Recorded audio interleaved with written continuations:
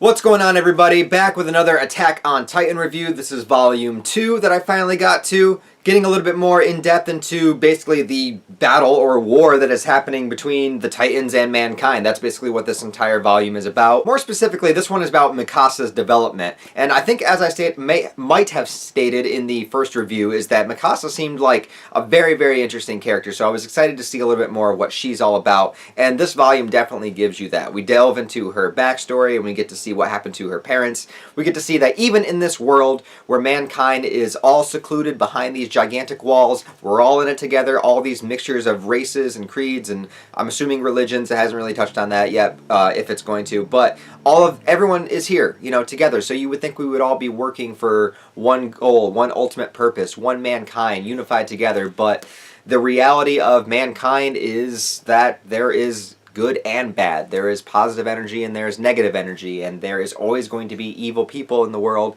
no matter what kind of circumstances we are in. And we see that in this volume where a couple of people break into Mikasa's parents' house when Mikasa was a child, and basically it's kind of like human trafficking. The same kind of thing. They want her because she's one of the last Asian descendants in the world. This is like 500 years into the future or whatever it is, and so people are scarce, certain races are scarce, and so she's one of the last Asians, so she's valuable in this world of trafficking, and they want her, and they want Mikasa as well, but her parents try to fight back, and it doesn't go so well. And so we get definitely an idea of where she was coming from, and also why she is so defensive of Eren, because Eren does show up during this time and manages to, even as a child, and I think because he's a child, because of that unsuspecting, he holds a knife behind his back, and they're not really expecting a little boy to attack them, obviously, and he manages to take one of them out, or two of them out, and then one pins him against the wall, and he says to Mikasa, like, you have to fight. You have to fight to survive. And in this kind of brutal world where there are these gigantic beings known as the Titans, these mythological creatures, or at least that's how I see them as. I see them as like kaiju, these big, larger-than-life, seemingly undefeatable, gigantic threats. And so what are you going to do? Like, you have to fight. You have no choice. And I like how there's this moment, there's these panels where it goes to her thinking about just life in general. And I like this where she sees like the praying mantis killing the moth, and then even her father killing the duck, and just this cycle of the world of, the strongest thing kills the weaker thing, and how we view it, and whether we view them as food or as prey or as insignificant, whatever it is, it's prevalent in all aspects of life. We think we're so high up on the food chain with humanity, because humanity can go out and hunt and kill and do all these things to these creatures, stepping on the ants and whatnot, and it's fine because we're at this higher consciousness level, right? So we deserve to be higher up in the food chain. Well, what if there was something even higher than us, i.e. the Titans? The Titans come in, and what if to the Titans we are just like the duck that Mikasa's father killed? We're just food. We're just another creature. We're just an animal to them. And so I like that idea, and I like that concept, because it's the arrogance of mankind, always thinking we're so high up on the order of things, when really there could be things out there that are way above our intelligence and view us as just as inferior as we would view a duck that we would go hunting for, right? Now, I don't know the origin of the Titans. I'm only on volume 2. Obviously, I'm very, very behind in this series. So I don't know the origins of the Titans or where they come from or anything.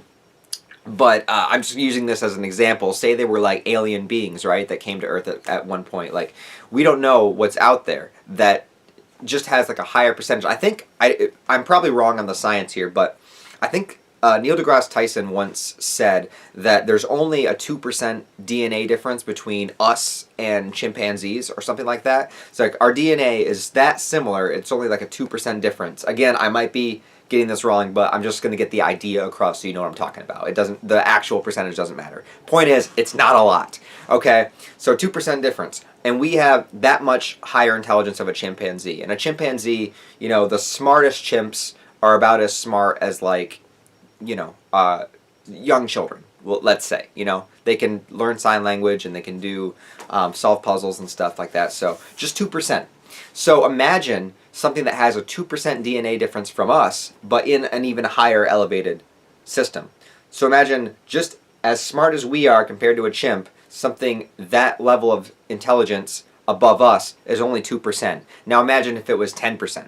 Imagine if it was 50%. You know what I'm saying? So the Titans themselves don't seem to display intelligence, like they seem to be ravenous, but they might have some sort of higher, or at least I'm hoping it'll get into some kind of higher consciousness that they do have that is just beyond human, and that's why they can rule the way that they do. I'm probably completely wrong on that, and just went off on a tangent that you didn't care to hear about at all because I was talking about Mikasa and I got sidetracked. But anyways, so she finds that will within herself to fight. So she realizes that it's the survival of the fittest kind of world, and she does manage to fight back and kill the man. And so she killed a man when she was very, very young, and so I think this explains her her seriousness. It explains her defensiveness over Eren, and it also kind of explains why she continues to battle the Titans during this fight, because she's going off and she's doing the best she can. Her equipment is running out of gas, the thing that allows her to kind of jump from building to building and get up to where you can kill the Titans in the back of the neck there. And she's just absolutely determined to do this, and it's great. And we only see her scared once, and it's you know, and she's able to overcome it. She's scared when she's face to face on the ground. She's at her weapons are out of gas, and she's just determined to fight it anyways. So I also wanted to talk about the different sized Titans here as well. So I like that there's a size chart somewhere in here where you see like there are like 10-foot tall Titans, and then there are like even ones bigger than that, and then of course there's the colossal Titan that's 50 meters tall that we saw in the very beginning. So I like that there's kind of these different sizes of Titans, and perhaps they all have different intelligent levels too. I mean, I'm not sure. Also, I think the battle system was improved from the first volume, whereas in the first volume I was saying, for me, personally, it was a little hard to follow, you know, just with the equipment that they're using, the kind of like using the gas and the steam or whatever it is to propel themselves and the wires and whatnot. Just seeing it drawn visually was a little bit hard to follow in the first volume, but I think it gets better in this volume. And I also think that the strategy here is very, very cool that they're using. That I like how it goes into explaining what they're trying to do and the battle system and the strategy, and you get a sense that this is really like a team or a unit that's doing this. So that was really cool as well. We also get a little bit of character development for Armin, who of course Eren saved at the end of the last volume. And, you know, he's dealing with his insecurities and weakness, and you could see that, you know, I mean, he watched everyone get killed right in front of him, as many people in this world have, but, you know, he is younger and whatnot, so it does definitely bother him. So I like that as well. And what I was going to say before I totally forgot, is that when it was giving Mikasa's character development, her backstory, and the fact that Eren is technically not really in this volume at all, I know that that's not how it goes, but in my own mind, I was thinking, wow, how cool would it have been if Mikasa is actually the main character and Eren wasn't? Like, how cool would it have been if they actually killed him off? I know, like, that probably doesn't make any sense with people that have read or watched the whole series, because I'm sure Eren goes on to be awesome and do, like, a lot of cool things. But I'm only saying from volume 1 and 2, like, how much of a like bait and switch would that have been if Eren was really killed and then Mikasa was the actual real main character of the series? Like, it drew you in thinking this one thing and then totally pulled the rug out from under you and twisted it, and then she was the main character. That would have been awesome. They didn't do that. I'm sure they didn't do that for a reason. I'm sure it turns out to be way better doing something else. I was just thinking while reading this, like, that would have been great. Anyways, speaking of Eren. So, I was saying in the last volume review that, like, I didn't want him to get superpowers because I feel like this idea of the Titans being so larger than life and being so mythological, like, I like the idea of human, like, mankind, you know, feeling so weak, feeling like the underdogs, facing these impossible odds. Like, I like that concept, but it was already teased that Eren was going to get some kind of superpowers because his dad injected him with some shit, which I'm sure is, like, some Titan DNA or something. So that's obviously coming, and we get it foreshadowed here because he can somehow control a Titan while inside of it. The one that ate him basically just starts going berserker and starts beating the shit out of all the other Titans. And look, it was very cool to see this kaiju fight go down, because I'm a fan of monster movies, kaiju movies, Godzilla films. I'm a gigantic fan. So whenever I can see giant monsters fighting giant monsters, I'm a happy camper. I know I'd rather them be in big rubber suits, but I can see them in drawings as well and still be happy. This one here that I tried to recreate, it's very, very cool. And it was awesome, and it was very cool to see. I liked watching Titans versus Titans. And then at the end, Eren, of course, rips himself out of the Titan, and it's unclear if he even has any awareness as to what he just did, and it's unclear as to how and why, and I'm sure we're going to get all that. This is only Volume 2, and this is a very long series.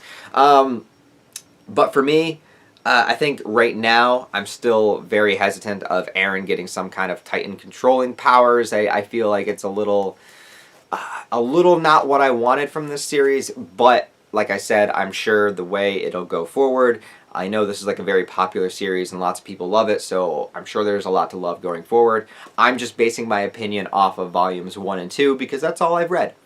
So that's all I know about this series so far. So yeah, there you have it with that one. That was pretty much the extent of this entire volume for the most part, and I think all the Titans that broke in are pretty much gone towards the end of this, or at least all the ones that were an immediate threat, and we'll see where it goes from here. Yeah, so yeah, I am excited to see where it goes from here, excited to move forward. Let me know what you guys think about Attack on Titan Volume 2. Let me know what you think of my thoughts and my review on this volume. Try to stay away from big heavy spoilers, but you can tease a little bit and throw that down below. Give this video a like if you want to, share it, subscribe if you want to stick around for more anime and manga content, and I will talk to you guys in the next video.